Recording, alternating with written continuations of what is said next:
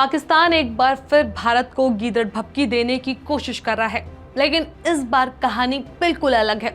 पाकिस्तान ने पहली बार अपने यहाँ चीफ ऑफ डिफेंस फोर्स यानी CDF का पद बनाया है और इस पद पर बैठते ही फील्ड मार्शल आसिम मुनीर ने भारत के खिलाफ जहर उगल दिया।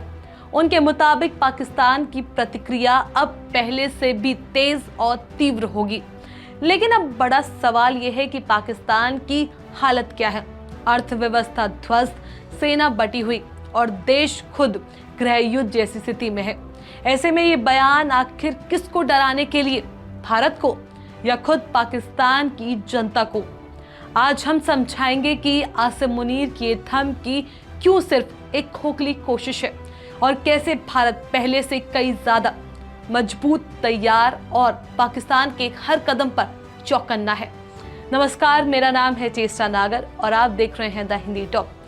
फील्ड मार्शल आसिम मुनीर पाकिस्तान के पहले चीफ ऑफ डिफेंस फोर्स बने हैं। जैसे ही उन्हें ये नई कुर्सी मिली, उन्होंने अपनी पहली स्पीच में ही भारत के खिलाफ वही पुरानी घिसी पिटी धमकी दोहरा दी। भारत किसी भ्रम में ना रहे, पाकिस्तान की प्रतिक्रिया अब पहले से भी तेज और कड़ी होगी।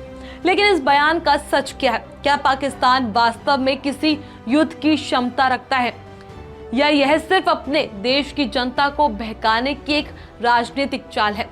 CDF बनने के बाद आसिम मुनीर को न सिर्फ तीनों सेनाओं पर कंट्रोल मिला, बल्कि सबसे बड़ा हथियार परमाणु बम का कंट्रोल भी उनके हाथों में आ गया।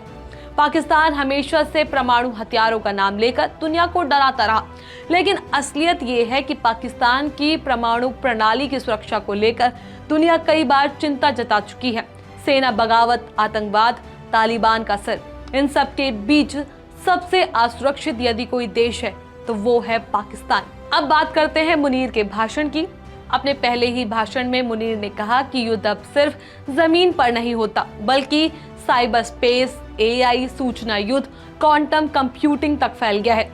लेकिन असल सवाल यह है कि पाकिस्तान की अर्थव्यवस्था इस नई तरह के युद्ध को झेल भी सकती है।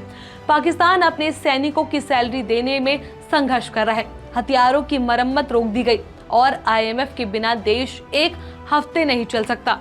ऐसे में आधुनिक युद्ध की बात करना सिर्फ एक ढकोसला है। आसिम मुनीर ने अपने भाषण में ऑपरेशन सिंदूर का भी जिक्र किया है और उसे एक केस स्टडी बताया। लेकिन भारत ने भी इस ऑपरेशन को करीब से मॉनिटरिंग किया है। दुनिया जानती है कि पाकिस्तान की सेना अक्सर अपने ही लोगों पर ऑपरेशन कराती है और फिर खुद को बड़ी उपलब्धि बताती है।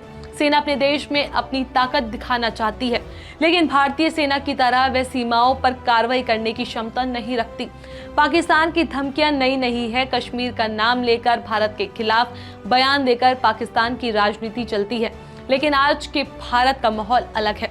भारत के पास आधुनिक मिसाइल सिस्टम, आधुनिक युद्ध विमान, ड्रोन, साइबर डिफेंस और दुनिया की सबसे बड़ी मोनेटाइज होती सेना है।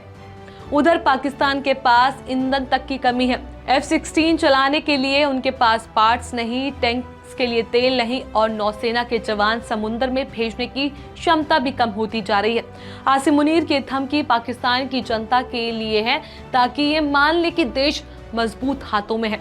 जब देश में बिजली पानी नहीं, गेहूं नहीं, दवाइयां नहीं, डूबती अर्थव्यवस्था है, ऐसे में सेना अक्सर जनता को ध्यान भटकाने के लिए भारत का नाम लेती है।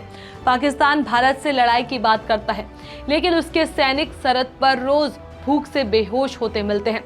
पाकिस्तान अपनी सेना को बजट नहीं दे पा रहा, नए हथियार खरीदने में असमर्थ है, जबकि भारत लगातार आधुनिक हथियारों में निवेश कर रहा है। दुनिया भर का रक्षा बाजार भारत को सबसे भरोसेमंद साझेदार मानता है। तो साफ है कि आसिम मुनीर का बयान सिर्फ एक राजनीतिक नौटंकी है। पाकिस्तान खुद टूटने की कगार पर है और ऐसे में भारत को धमकी देना सिर्फ अपनी जनता को दिखाने के लिए। भारत मजबूत है, सक्षम है, हर चुनौती के लिए तैयार है। पाकिस्तान बेहतर यही करेगा कि पहले अपनी अर्थव्यवस्था, अपनी सुरक्षा और अपने लोगों की हालत सुधारे, क्योंकि भारत को डराने की उसकी पुरानी रणनीति अब किसी पर असर नहीं करती।